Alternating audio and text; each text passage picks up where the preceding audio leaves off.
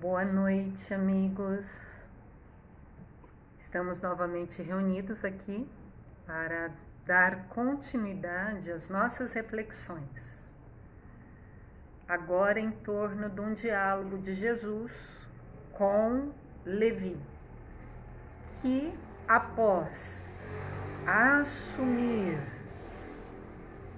ao que ele veio, o seu propósito de vida, que era ser um apóstolo, um discípulo de um Cristo encarnado na terra, Levi, publicano, depois assume a personalidade de Mateus, o cristão.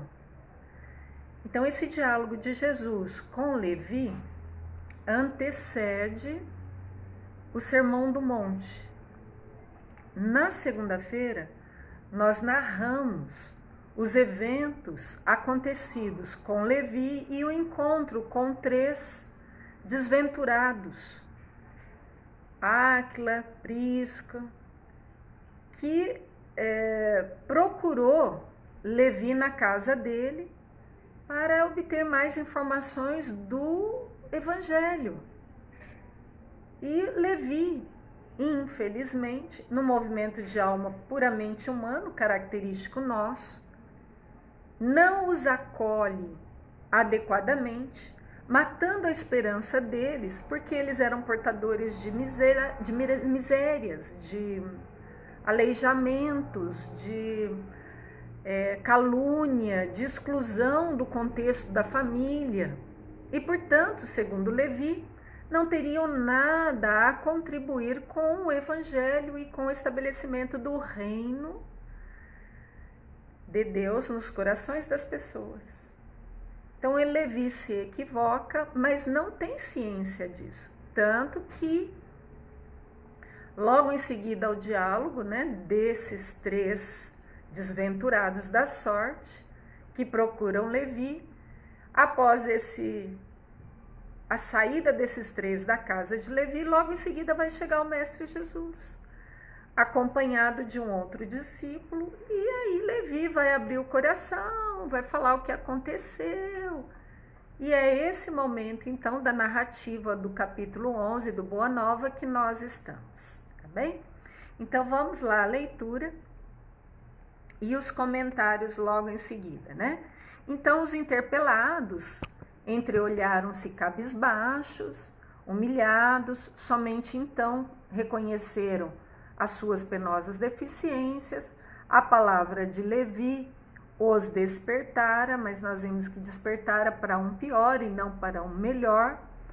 Tomara-se uma dor sem limites, e esses 3 se aventuraram a procurar Levi porque Jesus dissera nas suas pregações carinhosas que seu amor viera buscar a todos os que se encontravam em tristezas e em angústias do coração. Então, os 3 tiveram a oportunidade de dialogar com Levi, lembrando os ensinos de Jesus. Mas, mesmo assim, Levi não caiu em si. Quando o mestre chegara, haviam experimentado uma restauração das suas energias jubilosas. Guardavam as promessas relativas a um pai justo e bom, que amava os filhos mais infelizes, renovando nos corações as esperanças mais puras. Olha só, os 3 tinham tido uma adesão aos ensinos do Cristo, porque o Cristo trazia um pai amoroso, e não um Deus vingativo, um Deus que seria igual a um pai judeu. Então aquilo tinha acendido esperança nos corações dos 3, mas Levi, com a sua fala, tinha matado essas esperanças, Achavam-se eles, os 3, exaustos, mas a lição de Jesus lhe trouxera novo consolo. Almas desamparadas de qualquer conforto material, vejam, eram desventurados, eles não tinham mais nada na terra. Eles não tinham a saúde física, eles não tinham a estrutura familiar e eles não tinham ainda o apoio coletivo, porque um era extremamente caluniado. Então veja que aqui mostrava os níveis de deserção que uma alma pode se sentir. A nível dela consigo mesma, vendo as limitações físicas do corpo fisiológico, ou a exclusão do seio da família, ou até a exclusão do seio social. Essas são as chagas da humanidade da Terra que estão aqui representadas, né, pelos esses três. Lembrando que três, dentro da cabala judaica, tem um significado. É um significado de que representa um todo, né? Queriam ser de Deus. Olha só, os três estavam vibrando numa sintonia crística. Queriam ser de Deus, vibrar com a exaltação das promessas do Cristo. Porém, a palavra de Levi novamente os arrojara à condição desditosa. Então, Levi matou as esperanças, Levi matou as alegrias. Levi, no movimento inconsciente e impensado, trouxe eles a uma realidade que não é real. Porque a desdita, ela é característica apenas do ponto de vista da matéria, do corpo de carne, da estrutura familiar aqui na Terra, da estrutura social na Terra, no que se retrata ou não que é melhor, né? Então, o Levi matou as esperanças dos três. O grupo de pobres e infortunados retirou-se em desalento. No entanto, o mestre pregaria no monte, naquela tarde, e quem sabe ministraria os ensinamentos de que necessitavam. Ainda bem que aqueles três não se abandonaram, se permitiram ainda buscar o Mestre Jesus na tarde daquele dia, num monte, da onde veio o Sermão da Montanha, logo em seguida, algumas horas depois, nos dando uma notícia, que se algum não que a vida nos dá, é um não para que venhamos a persistir mais um pouquinho. Se Thomas Edison não tivesse tentado pela milésima vez a lâmpada, ele teria desistido e nós não teríamos o avanço da tecnologia de hoje termos a iluminação das nossas casas e da nossa cidade. Porque foi na milésima, não na 999 vezes que ele tentou, mas foi na milésima. Então nos traz uma notícia de perseverança, de busca constante. Porque aqui na Terra é na busca, é no caminho, é caminhando, fazendo o caminho que se tem as conquistas, que se tem os aprendizados. Não é aqui na Terra que se tem o retorno de muitos aprendizados. Por exemplo, os retornos à base da espiritualidade, ou seja, a motivação interna, a alegria interior, a paz duradoura, isso não é para a Terra, isso em alguns momentos. Então, às vezes tem momentos que a gente se sente no paraíso. Então, fique regozijado com esse momento, porque é o momento presente, é o momento de agora, o momento mais próximo da eternidade. Então, realmente, nesse momento presente, se você está vibrando de uma forma diferenciada, esse é o paraíso. Aproveite enquanto dure, porque daqui a pouco, na Terra, como não é uma situação de duração de coisas, nem de situações internas, então vai ser trazida uma nova experiência para aferir o que é que nós já angariamos de conhecimentos, de vivências e de experiências, mas também é momento de aprendizagens. Então, a Terra não é estação de turismo e de repouso. A Terra é estação de aprendizado, que ora tem alguns recreios, que ora tem alguns momentos para reabastecer energia, mas não é esses momentos de longa duração. O de longa duração é quando retornamos à casa real, que é a casa da alma, a casa do espírito, ou seja, sem corpo de carne. E aí, então, nós teremos, em retorno ao que operamos aqui durante a nossa estada num corpo de carne, é que nós recebemos o que é real, o que é verdadeiro. Decorridos alguns instantes, Jesus, em companhia de André, deu entrada em casa de Levi, que depois se torna o discípulo e o evangelista Mateus, onde se puseram os três em animada palestra. Então veja, o evangelho de Jesus não é um evangelho de sofrimento, não é um evangelho de dores, não é um evangelho de pesos, é um evangelho de leveza, é um evangelho de alegria, aonde ele nos apresenta um pai que é amor. Uai, se o pai é amor, de onde vem o sofrimento? É as brasas que a gente traz para as nossas cabeças, dentro das nossas ilusões. Mas o pai é amor. Então Jesus, como um Cristo encarnado, nos representa bem isso. Então, quando estava lá no meio dos discípulos, nos momentos de descontração e de aprendizado, sempre. Tanto é que Levi vai expor o que aconteceu, e aí vão vir aprendizados, que foram resgatados para que a gente tivesse os nossos aprendizados agora. Então, é de alegria, ó, animada palestra, alegria. Palestra animada, mas não é uma palestra infrutífera. O coletor, que é Levi, coletor de impostos, a certa altura da conversação, sorri ingenuamente. Olha aqui a descrição de que Levi não tinha noção do que ele tinha feito.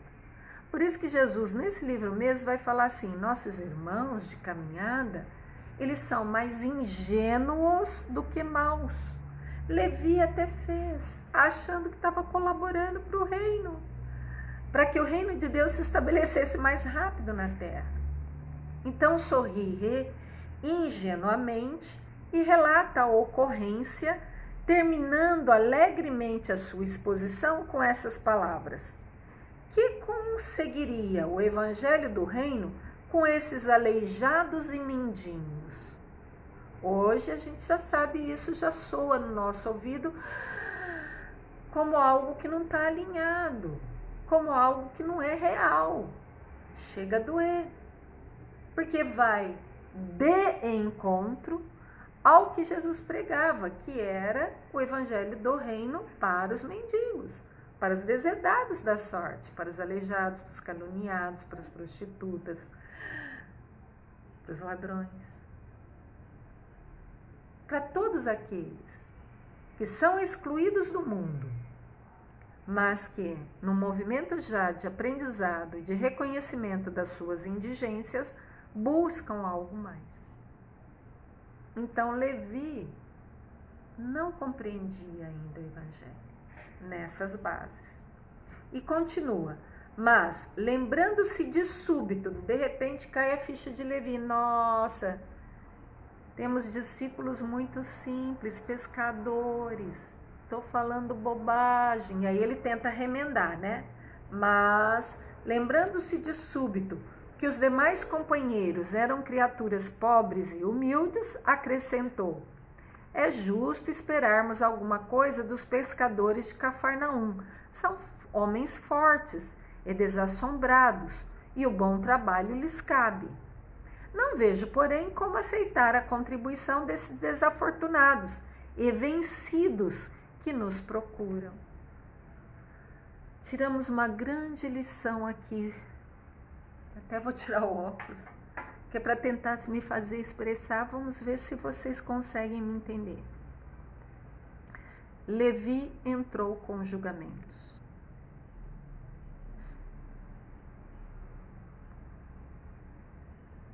Julgou um irmão é julgar a si mesmo. O que Levi está nos dando como característica dele? Portanto, dá material para que julguemos Levi. Só que aqui o julgamento nosso é um julgamento tentando alinhar nossa mente com Deus para aprendizado. Que Levi acha que existe diferença na filiação dos filhos de Deus. Que uns podem ter acesso ao reino de Deus e outros não podem. Mas se há uma unidade, se há um único filho para Deus, que é todos os filhos de Deus, porque para Deus não há diferença. Quando Levi estabelece diferença, ó, os aleijados, os miseráveis, os deserdados da sorte não podem, mas já os pescadores, mas são fortes, são humildes, esses podem. Levi está fazendo diferença entre os filhos de Deus, entre nossos irmãos. Levi está entrando com julgamentos. E para Deus não há julgamentos. Tanto não há julgamentos que Deus poderia falar, você que está fazendo errado, vamos lá, vamos fazer certo. Cai um raio aqui na sua cabeça, você começa a fazer certo. Deus não faz isso. Deus espera no divino silêncio que suas criaturas reconheçam que são uns irmãos dos outros e, mais do que isso, reconheçam que são filhos de um Pai amoroso. Deus não usa de violência para com suas criaturas, usa o tempo. E a gente não sabe respeitar o tempo do outro. O tempo para nós é urgente. O tempo para o outro, no que se refere como a minha postura para com o outro, é o tempo de Deus. Porque só Deus pode interferir na vida do outro. Eu posso amorosamente conduzir o outro de acordo com o meu campo de consciência desperta, pontuando. E mais do que pontuar com a fala, é pontuar com atitudes, com ações. Porque aí o exemplo impregna, cria caracteres no outro.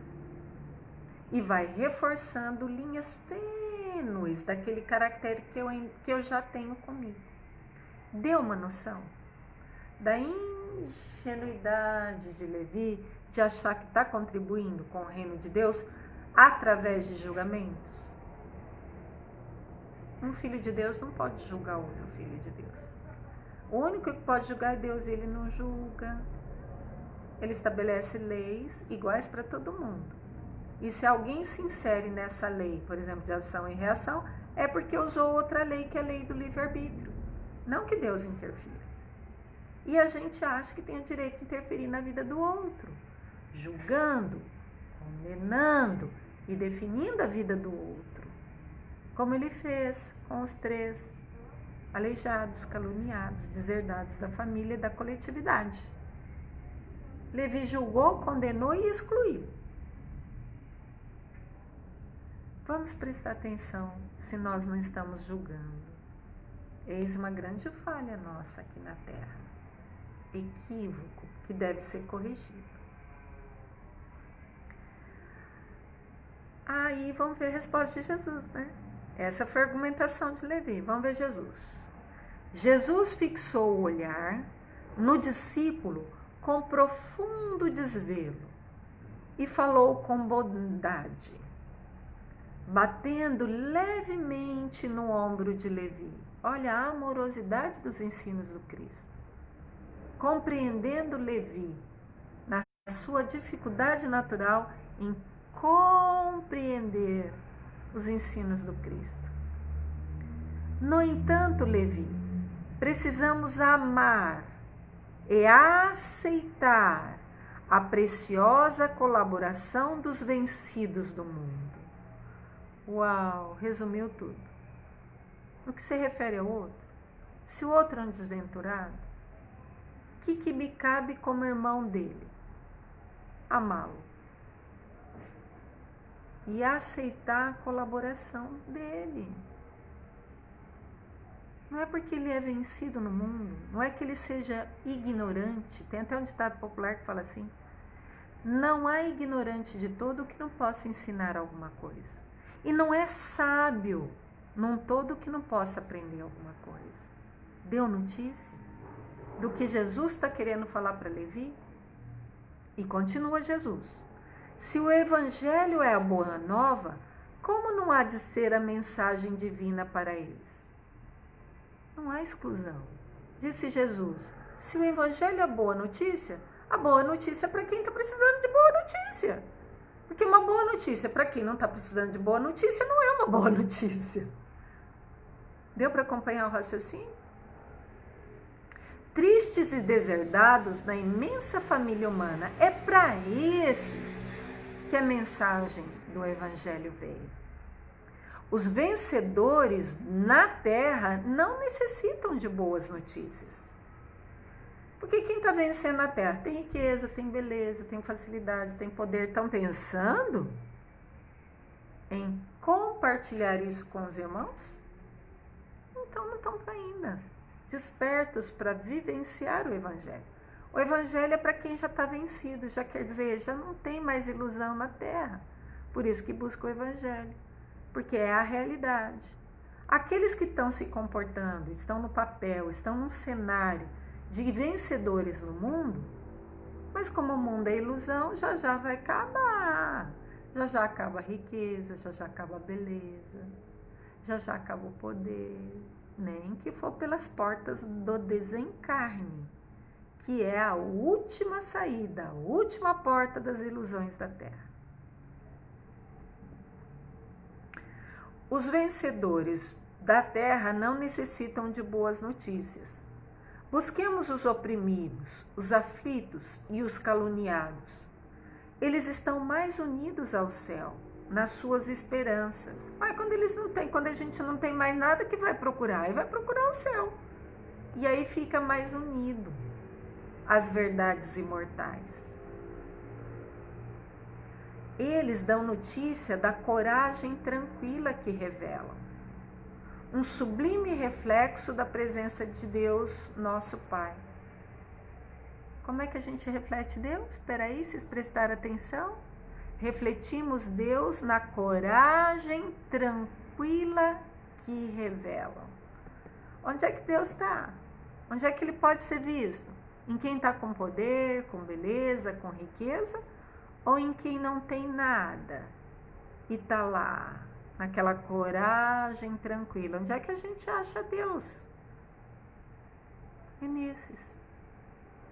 Porque eles estão incompreendidos no mundo, mas estão com uma sintonia com Deus que os alimenta, os fortalece. É de coração para coração. É de coração do sofredor para coração de Deus. Que é uma redundância, né? Porque Deus já é coração, já é amor. Já observaste, Levi, algum vencedor do mundo com mais alta preocupação do que a defender o fruto da sua vitória material? O que Jesus está dando notícia aqui? Quem tem beleza, passa a vida toda mantendo essa beleza, procurando ter mais beleza. Quem tem poder, passa a vida toda para que esse poder não seja perdido. Quem tem riqueza tem que cuidar dela, para não ser roubado.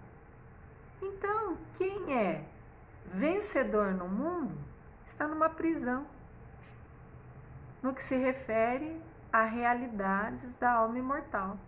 E é ilusão, porque pelas portas da morte vai perder. Levi sentia-se comovido e, aproveitando a pequena pausa que se fizera, exclamou algo desapontado. Pronto, desapontado é velha humanidade, ainda não aprendeu com a argumentação do Cristo, não caiu a ficha do Levi. Ele não tomou consciência ainda dos seus atos. Tanto é que Levi vai tentar se defender.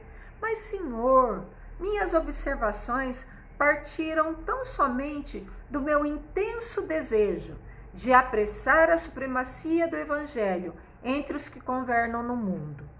Vamos fazer uma diferença aqui. A argumentação de Levi é o seguinte: Senhor, eu só queria apressar o Evangelho logo na terra para que todo mundo usufruísse do belo, do harmonioso. Parece que a argumentação de Levi é até razoável, não parece? Para os olhos da terra, sim. Mas para os olhos crísticos, não. Veja a argumentação de Jesus. Quem governa o mundo, Levi, é Deus, não é você. Não cabe a você decidir. Não cabe a você julgar. E o amor não age com inquietação. Então é o seguinte, Levi, você não manda nada no coração do outro. Você manda no seu. Trabalhe você. E não mate o trabalho do coração do outro. Quem é que governa o mundo? É Deus. E como que é Deus? não age com atropelamento, não age com inquietação, não age com violência. Agora imaginemos, Levi, que os triunfadores da terra viessem até nós. Vamos imaginar, Levi, que a gente despreze os tristes, despreze os coxos, despreze os miseráveis, despreze as prostitutas e vamos imaginar que a gente só aceite aqueles que estão triunfando na terra. O que eles trazem? Trazem armas exteriores. Figuremos alguns generais romanos chegando a Cafarnaum, com seus troféus numerosos e sangrentos, afirmando-se desejosos de aceitar o evangelho do reino e oferecendo-se para cooperar em nosso esforço. É claro que não vai acontecer, mas imaginemos que as legiões de Roma quisessem cooperar com o evangelho. Como é que seria essa cooperação, Levi? Para e pensa. Certamente trariam consigo legiões de guardas e soldados, funcionários e escribas, carros de triunfos, espadas e prisioneiros. Começariam protestando contra as nossas pregações nas estradas desativadas da natureza, das estradas desataviadas da natureza. Porque onde é que Jesus pregava? Aonde não tem Fausto humano. Porque onde tem Fausto humano ainda não tem coração. Deu uma noção? Será que Levi vai cair em si? Não. Não. Então o mestre vai ter que argumentar muito e muito mais com ele. E que são argumentos para nossos corações teimosos. São argumentos para nós mesmos. Para que a gente venha cair em si. De que a glória do mundo, com G pequeno, é uma glória de fogo fato. Passa rápido. Mas as glórias relativas à alma imortal, com G maiúsculo, essas permanecem pela eternidade. Escolhamos o que nós queremos. O fogo fato, o que vai passar, e quem assim o escolher, está tudo certo, que aprendemos aqui que nós não temos que julgar. Mas qual a escolha que o nosso coração vai fazer? É isso que nós temos que olhar. Eu escolho a realidade, o que é real, para hoje, para amanhã e para a eternidade. Agora, no presente, que é o tempo mais próximo da eternidade, portanto vai perdurar pela eternidade, ou não. Vamos continuar matando a alegria dos outros? Numa falsa verdade, que é a verdade nossa, né? Que o outro não colabora? Ou vamos assumir a nossa herança divina de ser filhos e olhar para o outro como sendo uma expansão de mim mesma, uma extensão de mim mesma, porque só há um único filho para Deus. E a hora que esse único filho, que é eu, que é você, a nossa ficha caia e a gente assuma essa filiação, fazendo de acordo com a nossa consciência e não de acordo com as nossas ilusões, nós estaremos contribuindo para a humanidade da Terra e resgatando essas almas que ainda estão equivocadas. Por isso, nosso esforço de estudo e de reflexão, para que venhamos a errar menos, a estar mais juntos dos nossos irmãos de caminhada evolutiva, ensinando-os com o nosso próprio exemplo o que nós já conhecemos do Evangelho. Abraços fraternos, amigos. E na próxima semana nós continuamos o diálogo de Jesus com Levi. Beijos no coração. Um resto de semana. Que nossas mentes estejam verticalizadas para o Deus nosso Pai. Abraços fraternos.